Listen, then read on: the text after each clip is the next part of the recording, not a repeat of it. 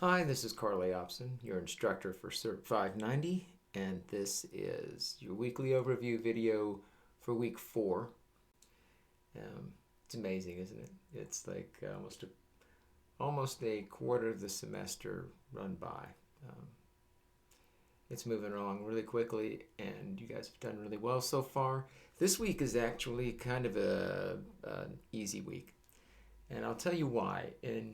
In reorganizing the class, um, I saw that we were going to have about 50 people, and this is the week that's usually the toughest because I've got to work one-on-one with people, sometimes through multiple discussion posts to help put research questions together.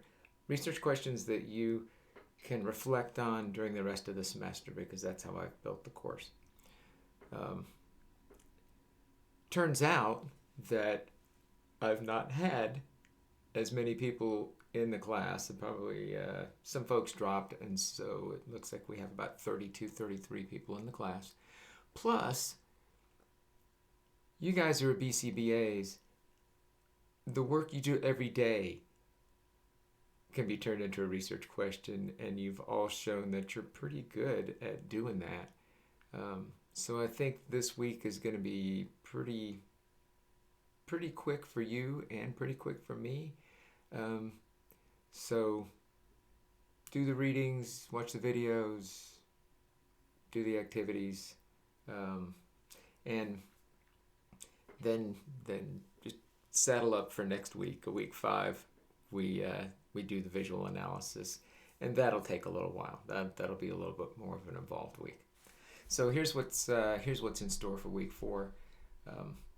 We've got choosing a research question for the semester that's suitable for study with single case research methods, and identifying the independent and dependent variables in a single case research question.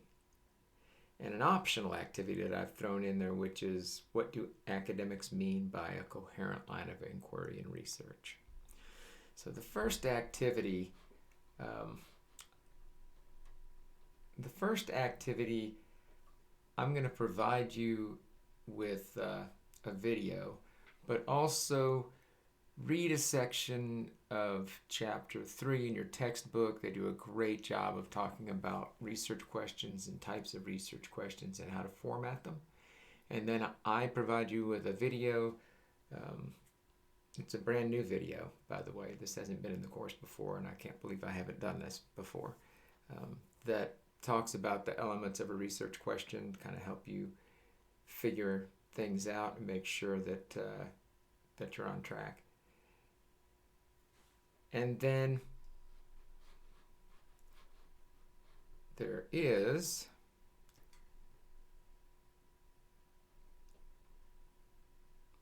a posting, right? So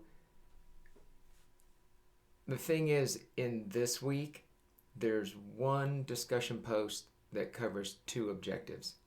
Okay, so objective 4.1 and 4.2 are both rolled into that one post, and it's worth 4 points instead of 2. So I want your research question in that post, and then in there you show me what your independent and dependent variables are. Okay. And once I tell you in your discussion post, when I respond to you, once I say you're good to go, that means you've got the thumbs up from me on your research question. So if there's any question about whether or not I've approved your research question to be used, I say good to go. Those are the magic words, okay? Regardless of anything else I say in your post.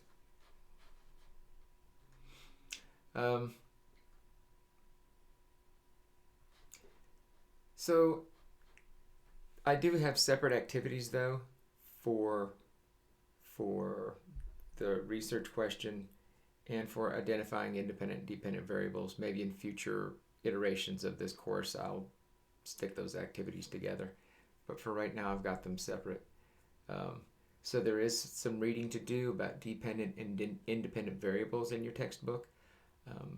I've really tried to make sure I point you to the right stuff to read, not to make you read everything, but to read the stuff that is really relevant. So maybe the order you want to do this in is reading the earlier chapter and research question stuff, doing this reading, and then watching the video, and then going and doing the discussion post. All right. Finally, this week, so my research is in investigating treatment integrity issues, right? We know that a lot of our practices in applied behavior analysis always work as long as people implement them, right? Isn't one of the hardest things you have to do is to get the client to actually engage, or if you're doing consulting, to get the parent to work with the child in the way that they're supposed to, or to get a paraprofessional in a school to implement an intervention the way it's designed. So that's the work that I do. And